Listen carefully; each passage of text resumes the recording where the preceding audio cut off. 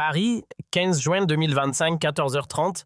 Dans l'atmosphère feutrée et parfumée du Grand Palais, les pontes de la haute couture mondiale assistaient mi-hypnotisés, mi-écœurés à ce qui allait devenir l'un des shows les plus sulfureux jamais vus sur un podium parisien. Fashion Week, fidèle à son goût du scandale, dévoilait une ligne choc des modèles glissant sur le catwalk habillés tels des détenus tout droit sortis des prisons ultra sécurisées du Salvador Crâne, rasés tenus à rayures bleues et blancs et chaînes cliquetant à chaque pas. Le choc visuel était total entre performance provoque et mauvais goût assumé. Ce que personne n'imaginait, c'est que cette provocation artistique allait déclencher la plus grave crise diplomatique entre la France et l'Amérique latine depuis des décennies. Et au centre de cette tempête, Sébastien Lecornu, désormais ministre des Affaires étrangères du nouveau gouvernement français, face à Nayib Bukele, le président millénial du Salvador qui n'avait jamais eu peur de personne. Dans les gradins très importants du défilé Lecornu, observez la scène avec un mélange de dégoût et d'indignation. À ses côtés, l'ambassadeur du Salvador en France, Carlos Mendoza, semblait profondément gêné par ce spectacle qui transformait la souffrance de son pays en divertissement parisien. « Monsieur l'ambassadeur, murmura Lecornu, j'espère que votre gouvernement comprend que la France ne peut cautionner cette mise en scène de la répression. » Mendoza acquiesça nerveusement. « Monsieur le ministre, je vais immédiatement rapporter vos préoccupations à San Salvador. » Mais Lecornu n'en resta pas là. Sortant du défilé, il convoqua immédiatement les journalistes présents pour une déclaration improvisée qui allait mettre le feu aux poudres. « C'est ce que nous venons de voir ici, déclara-t-il face aux caméras de BFM TV et de France 24, est une insulte aux droits humains les plus élémentaires. Utiliser l'image des prisonniers salvadoriens comme inspiration pour un défilé de mode parisien, c'est banaliser la souffrance humaine, la transformer en spectacle. Cela devrait nous horrifier. » Les journalistes prenaient frénétiquement des notes. Lecornu, la voix de plus en plus ferme, ajouta « La France, terre des droits de l'homme, ne peut rester silencieuse face aux violations systématiques des droits humains que représentent ces méga-prisons au Salvador. Monsieur Bukele peut impressionner certains avec ses méthodes autoritaires, mais nous croyons encore en la dignité humaine. » Monsieur le ministre, l'interrompit une journaliste de France Centre, allez-vous prendre des mesures diplomatiques ? La France va réexaminer ses relations avec le Salvador tant que ce pays continuera à bafouer les conventions internationales sur les droits humains. Nous ne pouvons pas fermer les yeux sur ce qui se passe là-bas. Ces déclarations furent immédiatement reprises par toutes les chaînes d'information françaises et internationales. En quelques heures, les extraits circulaient sur tous les réseaux sociaux, accompagnés des mots dièse Lecornu contre Bukele et dièse Paris humain. Au palais présidentiel de San Salvador, il était 8h30 du matin lorsque Nayib Bukele, calme, 44 ans, président du Salvador depuis 4 ans, fut informé de la situation. Contrairement à son habitude de publier immédiatement ses réactions sur les réseaux sociaux, Bukele resta silencieux pendant plusieurs heures, ce qui inquiéta. « Monsieur le Président, dit son conseiller en communication Ernesto Sanabria, les médias internationaux reprennent massivement les déclarations du ministre français. Comment souhaitez-vous répondre ?» Bukele leva les yeux de son téléphone, un sourire ironique aux lèvres. « Ernesto, préparez-moi une conférence de presse pour 16 heures et invitez tous les médias internationaux présents à San Salvador. Tous. Quel sera le sujet, Monsieur le Président? Je vais donner une leçon de réalisme au ministre français. » À 16 heures précises, heure locale, Bukele apparut devant un parterre de journalistes dans la salle de presse du palais présidentiel. Vêtu de sa casquette de baseball habituelle et d'un jean, il contrastait volontairement avec l'image guindée des diplomates européens. « Mesdames et messieurs, commença-t-il en espagnol, ses paroles étant traduites simultanément, j'ai appris que Monsieur Lecornu, le ministre français, était très préoccupé par nos prisons et nos prisonniers. » Il marqua une pause, son regard fixant directement la caméra. « Monsieur le ministre français semble penser que nous violons les droits humains en enfermant les criminels les plus dangereux d'Amérique centrale dans des conditions de sécurité maximale. » Bukele se leva et commença à marcher devant le pupitre comme il aimait le faire lors de ses interventions les plus percutantes. « Alors j'ai une proposition très simple à faire à Monsieur Lecornu et au gouvernement français. » Le silence était total. Dans la salle de presse, les journalistes sentaient qu'ils assistaient à un moment historique. Si la France considère que notre traitement des membres du MS-13 de Barrio Dixit et des autres organisations criminelles est inhumain, dit Bukele, sa voix se faisant plus forte, si vous pensez que nous violons leurs droits, alors nous sommes prêts à vous les envoyer. À cette cité, l'effet fut immédiat. Les journalistes se redressèrent, les caméras zoomèrent sur le visage déterminé du président salvadorien. « Oui, vous avez bien entendu, » continua Bouclété. « Je peux organiser un vol charter, un vol à sens unique et déposer nos 75 000 prisonniers directement à l'aéroport Charles de Gaulle. Comme ça, la France pourra leur donner le traitement humain qu'elle juge approprié. » La salle explosa. Les journalistes criaient des questions. Les caméras s'agitaient, les téléphones sonnaient. Bouclété leva la main pour réclamer le silence. « Monsieur Lecornu, dit-il en regardant directement la caméra, vous qui donnez des leçons de droits humains depuis vos beaux salons parisiens, êtes-vous prêt à accueillir ces criminels dans vos banlieues? Êtes-vous prêt à expliquer aux familles françaises pourquoi vous préférez protéger les droits des assassins plutôt que ceux des victimes? Parce que c'est exactement ce que nous faisions avant. Nous respections les droits humains de ces criminels. Et vous savez ce qui se passait, ils tuaient. 105 personnes par jour au Salvador, 105 personnes par jour, monsieur le ministre français. » Bouclété revint vers le pupitre, les mains posées fermement sur le bois. « Alors voici ma proposition officielle au gouvernement français. Si vous voulez, ces prisonniers, ils sont à vous. Je peux les mettre dans un avion demain matin. Mais ne venez plus jamais me donner de leçons sur les droits humains quand vous n'avez jamais eu à faire face à ce que nous avons vécu. » « Monsieur le Président, » cria un journaliste de la chaîne de télévision CNN, « êtes-vous sérieux? Allez-vous vraiment envoyer vos prisonniers en France? » Bouclété sourit ce sourire mi-ironique, mi-déterminé, qui était devenu sa marque de fabrique. « Essayez-moi. Donnez-moi juste l'accord de Monsieur Lecornu et je commence les préparatifs cet après-midi. » Les images de cette conférence de presse firent le tour du monde en quelques minutes. Sur le réseau social Twitter, le mot #, Bouclété Challenge devint rapidement viral, accompagné de mèmes et de commentaires enflammés.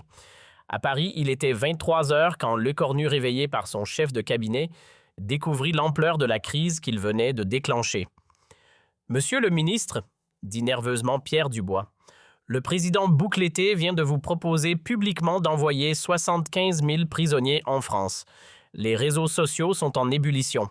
Le palais de l'Élysée demande des explications. » Lecornu, encore en pyjama dans son appartement ministériel, regardait les extraits de la conférence de presse sur son téléphone.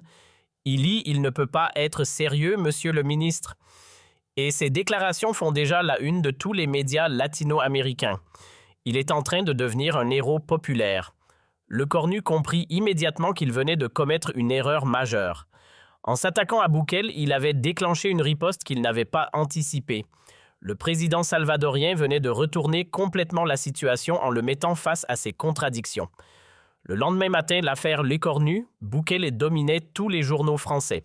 Le journal Le Figaro titrait « Lecornu provoque une crise diplomatique avec le Salvador ».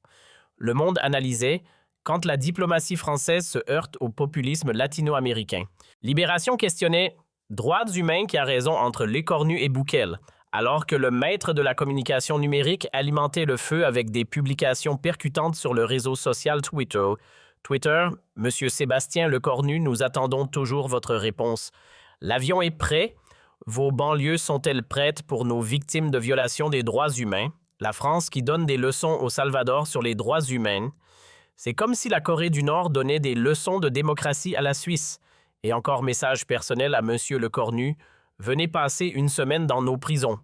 Après, on rediscutera des droits humains de nos prisonniers. Chaque publication sur le réseau social Twitter était partagée des milliers de fois, générant des vagues de commentaires et de mèmes.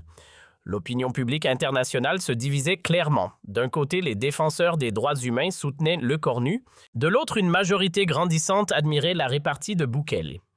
Dans son bureau du ministère de l'Europe et des Affaires étrangères, Lecornu tentait de limiter les dégâts. Il avait convoqué une réunion de crise avec ses conseillers diplomatiques. « Monsieur le ministre, » expliquait son directeur de cabinet, « nous devons répondre rapidement. Le silence est interprété comme une faiblesse. Que propose notre ambassade à San Salvador? L'ambassadeur recommande une désescalade. Il suggère de préciser que vos critiques portaient sur le défilé parisien, pas sur la politique salvadorienne. » Lecornu secoua la tête. « C'est trop tard pour reculer. Cela paraîtrait lâche. Alors que proposez-vous » Lecornu réfléchit quelques instants. « Nous allons hausser le ton. Préparez-moi une déclaration ferme sur les valeurs démocratiques. L'après-midi même, Le Cornu organisait sa propre conférence de presse au ministère de l'Europe et des Affaires étrangères. Face aux journalistes français et internationaux, il adopta un ton solennel. La France ne se laissera pas intimider par les provocations de dirigeants autoritaires, déclara-t-il. Quand un président utilise la rhétorique de la menace pour éviter de répondre aux critiques légitimes sur les droits humains, il montre sa vraie nature. M. Bukele peut publier toutes les déclarations qu'il souhaite, peut organiser toutes les provocations qu'il veut. La France continuera à défendre les valeurs démocratiques et les droits humains partout dans le monde. Mais au lieu de calmer la situation, cette déclaration eut l'effet inverse. Bukele y vit une nouvelle provocation et décida d'élever encore le niveau. Le soir même, depuis son bureau présidentiel, il organisait une diffusion en direct sur la plateforme Instagram suivie par plus de 2 millions de personnes en direct. « Mes amis, dit-il face à la caméra, Monsieur Le Cornu vient de me traiter de dirigeant autoritaire. Vous savez ce qui est autoritaire, laisser les criminels terroriser la population pendant des décennies. » Il se leva et marcha vers une carte du Salvador accrochée au mur. « Regardez ces chiffres. Avant notre arrivée au pouvoir, le Salvador avait le taux d'homicide le plus élevé au monde, 105 morts par jour. Nos mères ne pouvaient pas sortir de chez elles. Nos enfants ne pouvaient pas aller à l'école. » Il revint face à la caméra. « Et aujourd'hui, nous sommes le pays le plus sûr d'Amérique latine. Grâce à quoi? Grâce à nos violations des droits humains. Alors oui, Monsieur Le Cornu, je suis autoritaire avec les criminels et je suis fier de l'être. Nos citoyens honnêtes méritent de vivre sans peur. » Puis il ajouta avec un sourire ironique, « Mais l'offre tient toujours. Si la France veut nos prisonniers, ils peuvent les avoir. Je commence même à penser que ce serait un beau cadeau pour l'Europe.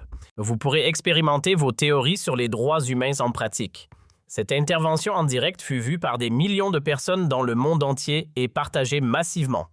Bukele venait de transformer une crise diplomatique en spectacle médiatique global et il était clairement en train de gagner la bataille de l'opinion publique. Aux États-Unis, de nombreux politiciens conservateurs commençaient à soutenir publiquement Bukele. Donald Trump Jr. publia sur le réseau social Twitter « Bukele a raison ». Les gauchistes européens donnent des leçons depuis leur tour d'ivoire sans jamais affronter la réalité. En Amérique latine, le soutien à Bukele était encore plus massif. Les présidents de plusieurs pays exprimèrent leur solidarité avec le Salvador. Le président colombien déclara « Bukele a eu le courage de dire ce que beaucoup d'entre nous pensent sur l'hypocrisie européenne. » Face à cette vague de soutien international pour Bukele Le Cornu, comprit qu'il était en train de perdre cette bataille diplomatique. Pire encore, il commençait à recevoir des critiques au sein même du gouvernement français. Le Premier ministre le convoqua pour une réunion d'urgence. « Sébastien, cette affaire Bukele est en train de devenir un problème majeur. Les sondages montrent que 60% des Français comprennent la position du président salvadorien. » Comment est-ce possible? Demanda Le Cornu stupéfait. Parce que les Français aussi ont peur de la criminalité. Quand ils voient Bukele expliquer qu'il a arrêté 105 morts par jour, ils se disent qu'il a peut-être raison. Mais enfin, nous ne pouvons pas cautionner des violations des droits humains. Le Salvador est passé du pays le plus dangereux au monde au plus sûr d'Amérique latine. C'est un fait. Cornu quitta cette réunion complètement démoralisé. Il avait voulu faire une sortie médiatique sur les droits humains et s'était retrouvé pris au piège par un président qu'il avait sous-estimé. Le soir même, Bukele portait des estocades finales. Dans un nouveau message publié sur le réseau social Twitter, il écrivait « Update pour Monsieur Le Cornu, j'ai vérifié avec nos compagnies aériennes. Nous pouvons organiser 150 vols pour transporter nos 75 000 prisonnières vers Paris. Coût estimé 50 millions de dollars. La France peut-elle assurer le transport de ses futurs résidents? » Ce message généra plus de 500 000 partages en 24 heures et devint l'un des messages politiques les plus partagés de l'année. Une semaine après le début de cette crise, Le Cornu était contraint de reconnaître sa défaite. Dans un communiqué sobre, le Quai d'Orsay annonça que la France respectait la souveraineté du Salvador dans la gestion de ses affaires intérieures et que les relations diplomatiques entre les deux pays restaient cordiales. Bukele, magnanime dans la victoire, répondit par un simple message publié sur le réseau social Twitter « Merci, Monsieur Le Cornu. L'invitation à visiter nos prisons reste ouverte, mais maintenant vous payez votre billet d'avion. Cette affaire marqua un tournant dans la carrière de Lecornu. Pour la première fois depuis sa montée en puissance politique, il avait été publiquement humilié par un adversaire qu'il avait sous-estimé. Mais pour Bukele, c'était une victoire totale.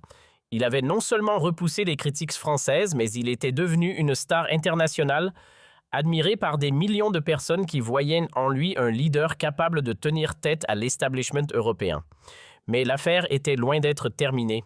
Ce que ni Lecornu ni Bukele n'imaginaient, c'est que cette guerre des mots allait avoir des conséquences bien réelles sur le terrain. 3 jours après la défaite diplomatique de Lecornu, un événement inattendu relança totalement la polémique à l'aéroport de Roissy-Charles de Gaulle. Un vol en provenance de San Salvador atterrissait avec à son bord 47 ressortissants salvadoriens expulsés de France pour diverses infractions. Ce qui était une procédure administrative habituelle prit soudain une dimension politique explosive quand l'un des expulsés, Carlos El Flaco Ramirez, membre présumé du MS-13, déclara aux journalistes salvadoriens venus couvrir l'arrivée « Merci, Monsieur Lecornu, de nous avoir renvoyés chez nous.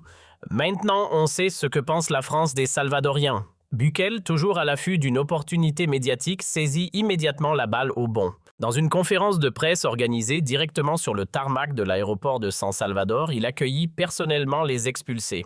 « Regardez cette ironie, déclara-t-il face aux caméras. Monsieur Lecornu critique nos prisons, mais il nous renvoie ses propres criminels.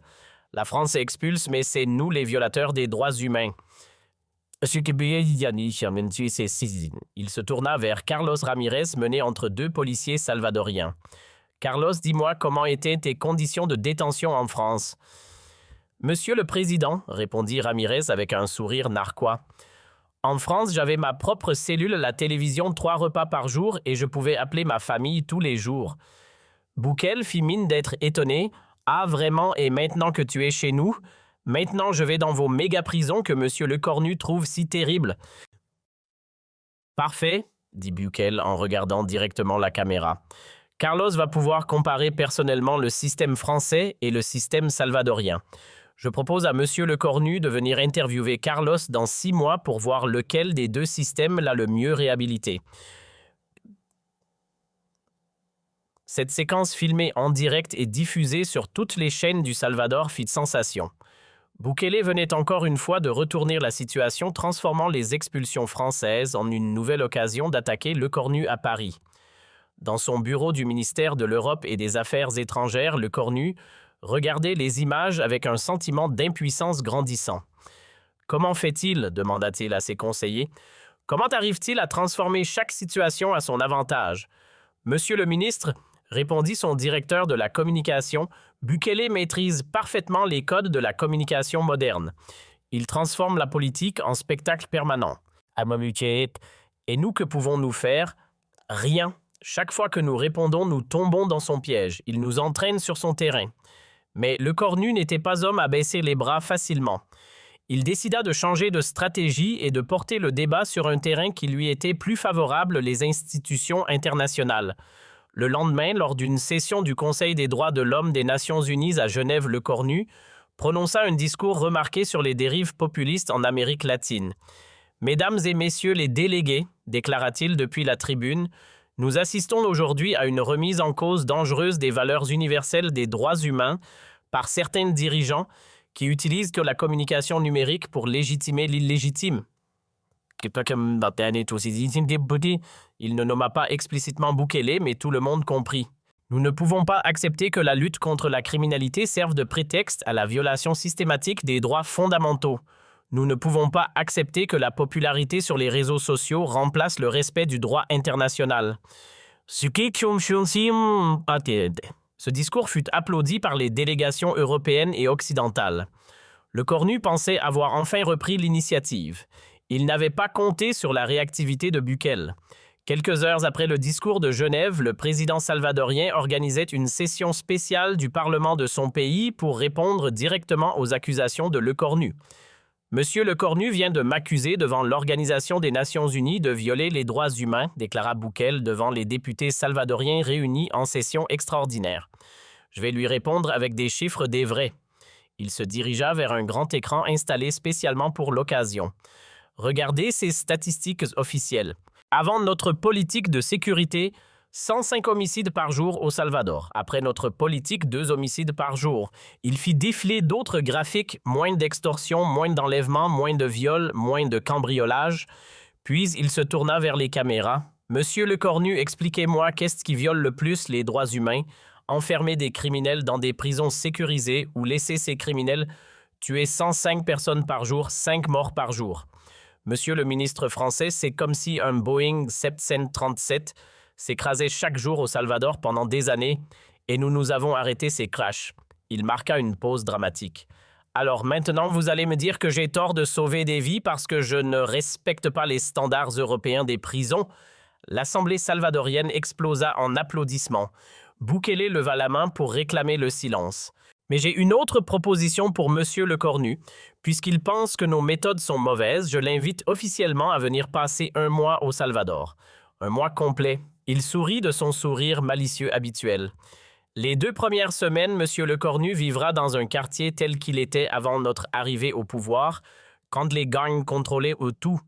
Les 2 semaines suivantes, il vivra dans le même quartier aujourd'hui libéré des gangs. Après cela, il pourra nous dire s'il préfère la version droits humains d'avant ou la version violation des droits humains d'aujourd'hui. Cette intervention parlementaire fut retransmise en direct sur toutes les chaînes salvadoriennes et latino-américaines. Sur les réseaux sociaux, la proposition de Bukele à Le Cornu de venir tester le Salvador devint immédiatement virale. Le mot dièse, Le Cornu, Challenge Salvador accumula plus d'1 million de mentions et des milliers d'internautes du monde entier défiaient Le Cornu d'accepter l'invitation de Bukele. Pire encore pour Le Cornu, plusieurs personnalités européennes commençaient publiquement à questionner sa position. Matteo Salvini, leader de la Ligue italienne, publia sur le réseau social Twitter « Bukele a raison.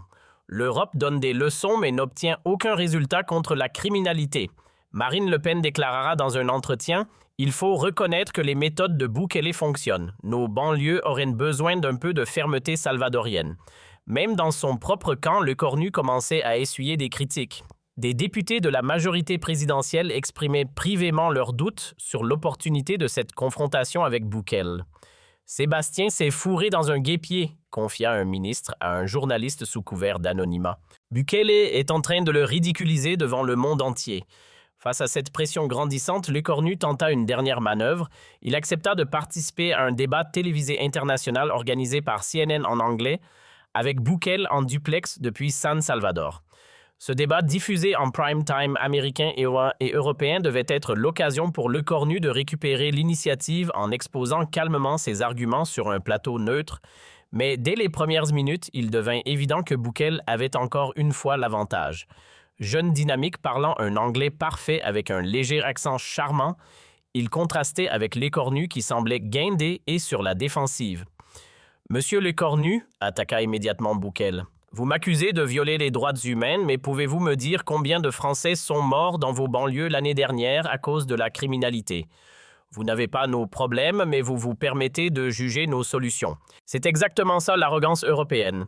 Le présentateur de CNN tenta de recentrer le débat. « Monsieur le président Bukele, mais ne pensez-vous pas que certaines conditions dans vos prisons sont de... » « Attendez, coupa Bukele. Avant de parler de conditions de prison, parlons de résultats. Monsieur Le Cornu, acceptez-vous que nous ayons sauvé des milliers de vies? Le Cornu se trouvait dans une position impossible. S'il admettait les résultats de Bukele, il légitimait ses méthodes. S'il les niait, il paraissait déconnecté de la réalité. Les résultats ne justifient pas tous les moyens, finit-il par répondre. Ah bon, répliqua Bukele. Alors expliquez cela aux mères salvadoriennes qui peuvent enfin dormir tranquilles la nuit. Expliquez cela aux enfants qui peuvent aller à l'école sans craindre pour leur vie. Il se pencha vers la caméra. Monsieur Le Cornu, vous vivez dans un pays sûr depuis votre naissance. Moi, j'ai dû créer cette sécurité pour mon peuple. C'est cela la différence entre nous. Le débat se termina sur une image symbolique Bukele détendu et souriant saluant courtoisement Le Cornu qui semblait épuisé et dépassé par les événements. Les réactions ne se firent pas attendre. Tous les commentateurs s'accordaient à dire que Bukele avait dominé. The New York Times titrait « Bukele triomphe face à la diplomatie française ». El País analysait « Quand le populisme latino-américain défie l'aisance européenne sur les réseaux sociaux ». C'était un raz-de-marée pro-Bukele. Les extraits du débat totalisaient des millions de vues et les commentaires étaient massivement favorables au président salvadorien.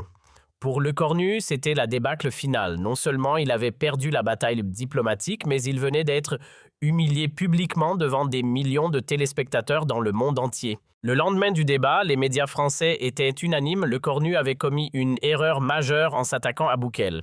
Le Figaro parlait de bévue diplomatique. Le Monde évoquait l'échec de la diplomatie française face au populisme digital. Dans son bureau du Quai d'Orsay, Lecornu contemplait amèrement les unes des journaux. Son téléphone sonnait sans arrêt, journalistes réclamant des commentaires conseillés, proposant des stratégies de sortie de crise, collègues ministres exprimant leur soutien avec une pointe d'ironie. Il comprenait maintenant qu'il avait été naïf. Il avait cru pouvoir traiter Bukele comme un dictateur latino-américain traditionnel. Mais il s'était trouvé face à un adversaire d'un genre nouveau, un populiste digital parfaitement adapté à l'époque des réseaux sociaux et des médias. Bukele avait transformé chaque attaque en opportunité, chaque critique en spectacle, chaque débat en victoire médiatique. Il maîtrisait les codes de la communication moderne mieux que n'importe quel dirigeant européen.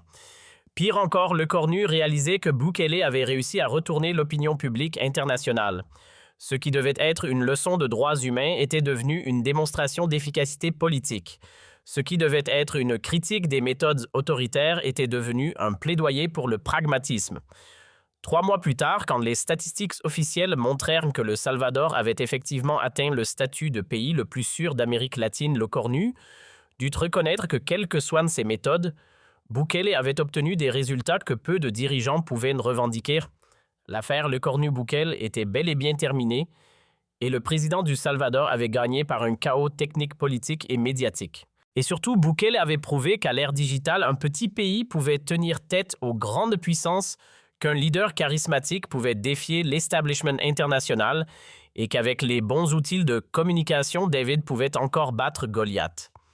Pour Lecornu, cette leçon resterait à vie gravée dans sa mémoire. On ne sous-estime jamais un adversaire qui maîtrise parfaitement son époque. 6 mois après cette débâcle diplomatique, une ironie du sort allait donner raison définitivement à Bukele.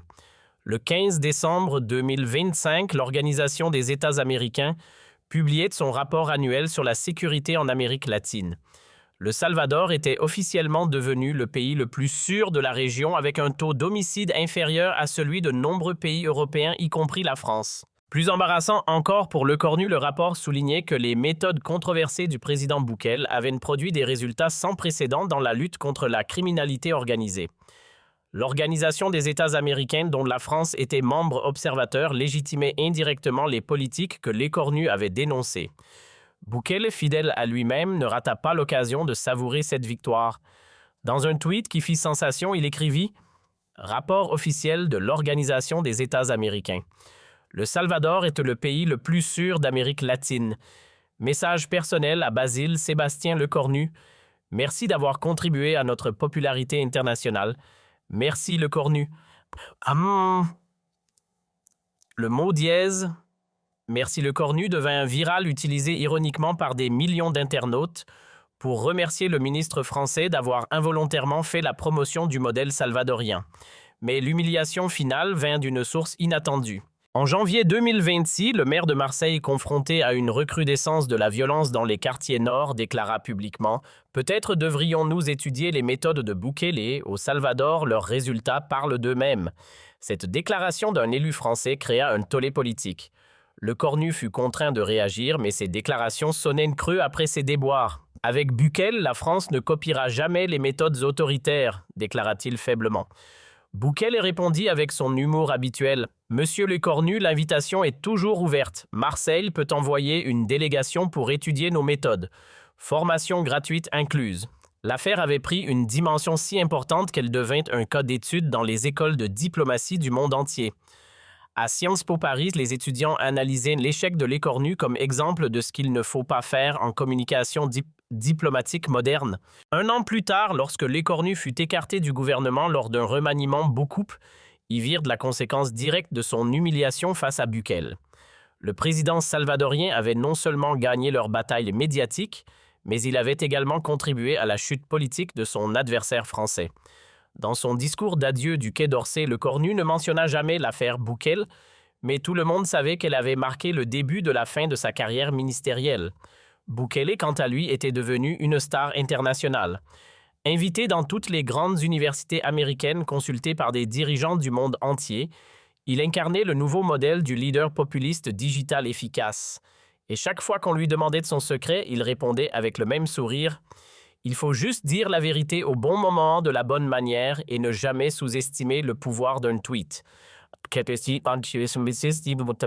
L'affaire Le Cornu-Bouquet était devenue légendaire. Et la légende avait un nom, celui du petit président du Salvador qui avait humilié la diplomatie française avec un téléphone et beaucoup d'audace.